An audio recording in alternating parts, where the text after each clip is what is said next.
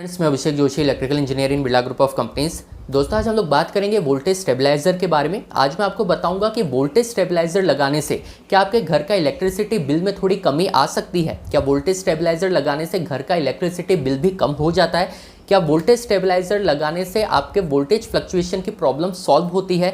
अगर आप voltage stabiliser नहीं लगाते और अगर आपके घर का वोल्टेज फ्लक्चुएट होता रहता है तो उसके वजह से क्या क्या प्रॉब्लम आपको फेस करनी पड़ सकती है, ये सब कुछ आज हम लोग डिस्कस करेंगे इस वीडियो में। तो दोस्तों, बिना टाइम वेस्ट किए शुरू करते हैं।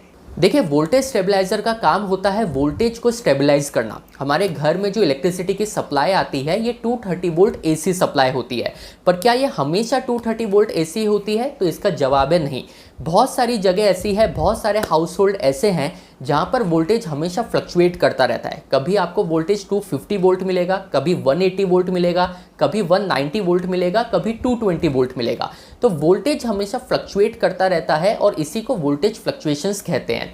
वोल्टेज फ्लक्चुएशन के वजह से आपके घर के जो इक्विपमेंट्स हैं उनका लाइफ स्पैन कम हो जाता है। आपके घर के जो इक्विपमेंट्स हैं ये जल्दी जल्दी ख़राब होने लगते हैं, क्योंकि हमारे घर में जो इक्विपमेंट यूज़ होते हैं ये 230 वोल्ट एसी सप्लाई के लिए डिज़ाइंड होते हैं। पर अगर उसमें कॉन्स्टेंटली स्टडी 230 वोल्ट हम अप्लाई नहीं करते, अगर वोल्टेज हमेशा फ्लक्चुएट होता रहता है तो उसके वजह से आपके इक्विपमेंट के वर्किंग में फ़र्क पड़ता है। आपके इक्विपमेंट्स जल्दी जल्दी डैमेज होने लगते हैं। इसी प्रॉब्लम को सॉल्व करने के लिए, इसी इशू को ओवरकम करने के लिए वोल्टेज स्टेबलाइजर का यूज़ किया जाता है। वोल्टेज स्टेबलाइजर का काम होता है कि वो आपके घर के इक्विपमेंट को study 230 volt AC supply provide करके दे। इनकमिंग में हो सकता है वोल्टेज फ्लक्चुएशंस हो रहे हो और वो होंगे भी, तभी हमने वोल्टेज स्टेबलाइजर लगाया है। तो वोल्टेज स्टेबलाइजर के इनकमिंग में तो वोल्टेज फ्लक्चुएशन रहेंगे, पर वोल्टेज स्टेबलाइजर का जो आउटपुट है, जो आपके इक्विपमेंट्स को फीड हो रहा है, वो हमेशा स्टडी 230 वोल्ट एसी ही रहेगा, जिसके वजह से आपके इक्विपमेंट की जो लाइफ होगी वो लाइफ स्पैन बढ़ेगा। जो इक्विपमेंट जल्दी जल्दी डैमेज हो रहे थे वोल्टेज फ्लक्चुएशन के वजह से, वो कंडीशन को आप अवॉइड कर पाएंगे। यहाँ दोस्तों, बहुत सारे लोगों को ये डाउट रहता है कि वोल्टेज स्टेबलाइजर लगाने से आपके घर का इलेक्ट्रिसिटी बिल भी कम हो जाता है। इसके पीछे उनका रीज़न ये है कि वोल्टेज स्टेबलाइजर आपके वोल्टेज को स्टेबलाइज करता है, और जब आपको एक स्टेबलाइज सप्लाई आप अपने इक्विपमेंट को देते हैं, एक स्टेबलाइज वोल्टेज आप किसी इक्विपमेंट में अप्लाई करते हैं, तो उसके वजह से उसकी वर्किंग काफ़ी ज़्यादा स्मूथ रहती है, जिसके वजह से आपका इलेक्ट्रिसिटी बिल भी कम हो जाता है।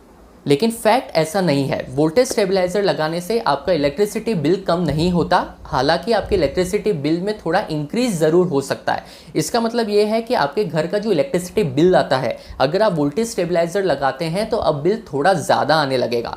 तो वोल्टेज स्टेबलाइजर लगाने से इलेक्ट्रिसिटी बिल कम नहीं होता, इलेक्ट्रिसिटी थोड़ी और बढ़ जाती है। इलेक्ट्रिसिटी का जो बिल आता है वो थोड़ा बहुत बढ़ जाता है। अब दोस्तों, आपके माइंड में सवाल यह आएगा कि इलेक्ट्रिसिटी बिल कम नहीं होता, ये तो चलिए ठीक है, पर इलेक्ट्रिसिटी बिल जितना आना चाहिए उतना ही आना चाहिए।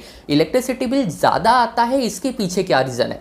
तो देखिए, वोल्टेज स्टेबलाइजर के अंदर ट्रांसफार्मर्स होते हैं और पावर इलेक्ट्रॉनिक्स डिवाइस होते हैं। ये सभी अपने अपने लॉसेस प्रोड्यूस करते हैं। इन्हीं लॉसेस के वजह से आपके इलेक्ट्रिसिटी बिल में आपको इंक्रीज देखने को मिलता है, यानी कि आपका इलेक्ट्रिसिटी बिल अब पहले से ज़्यादा आने लगता है। अगर आपके सिस्टम में लॉसेस ज़्यादा होंगे तो उसके वजह से उसका इफेक्ट आपके इलेक्ट्रिसिटी बिल पर ज़रूर पड़ेगा, क्योंकि पावर कंजम्पशन से इसका डायरेक्ट रिलेशन है। तो वोल्टेज स्टेबलाइजर की जो इन पार्ट्स मटेरियल है, चाहे वो ट्रांसफार्मर हो या अदर पावर इलेक्ट्रॉनिक्स डिवाइस हो, ये सभी जब अपने अपने लॉसेस प्रोड्यूस करते हैं तो आपके सिस्टम के ओवरऑल लॉसेस बढ़ते हैं, जिसके वजह से आपका इलेक्ट्रिसिटी बिल पहले के कंपैरिजन में थोड़ा ज़्यादा आने लगता है। अब दोस्तों, आपके माइंड में सवाल ये आएगा कि वोल्टेज स्टेबलाइजर लगाने से जो इलेक्ट्रिसिटी बिल ज़्यादा आता है, तो हमें ये कैसे पता चलेगा कि कौन सा वोल्टेज स्टेबलाइजर लगाने से बिल काफ़ी ज़्यादा आएगा या कौन सा वोल्टेज स्टेबलाइजर लगाने से बिल थोड़ा ही ज़्यादा आएगा?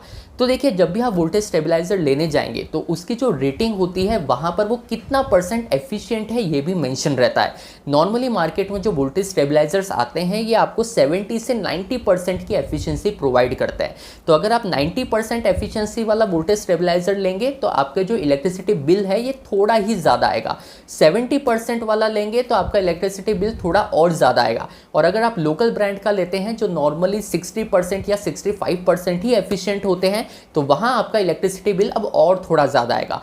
तो जितना ज़्यादा एफिशिएंट, जितना ज़्यादा एफिशिएंसी का वोल्टेज स्टेबलाइज़र अपने लिए खरीद कर लाएंगे, उतना आपका इलेक्ट्रिसिटी बिल जो इंक्रीज हो रहा है उसका मार्जिन कम रहेगा। देखिए, वोल्टेज स्टेबलाइज़र लगाने से इलेक्ट्रिसिटी बिल तो ज़्यादा आएगा, पर वो कितना ज़्यादा आता है ये डिपेंड करता है कि आपका स्टेबलाइज़र कितना % एफिशिएंट है। तो वोल्टेज स्टेबलाइज़र परचेज करते वक्त इस चीज़ को ध्यान में आप रख सकते हैं। तो दोस्तों, वोल्टेज स्टेबलाइजर लगाने से इलेक्ट्रिसिटी बिल कम नहीं होता, हालांकि ये थोड़ा बढ़ ज़रूर जाता है। ये कॉन्सेप्ट अगर आपको समझ में आया हो तो मुझे कमेंट बॉक्स में बताइएगा। मैं आपसे मिलता हूँ कल ऐसे एक इंटरेस्टिंग टॉपिक के साथ। तब तक अपना ध्यान रखिए। Good bye.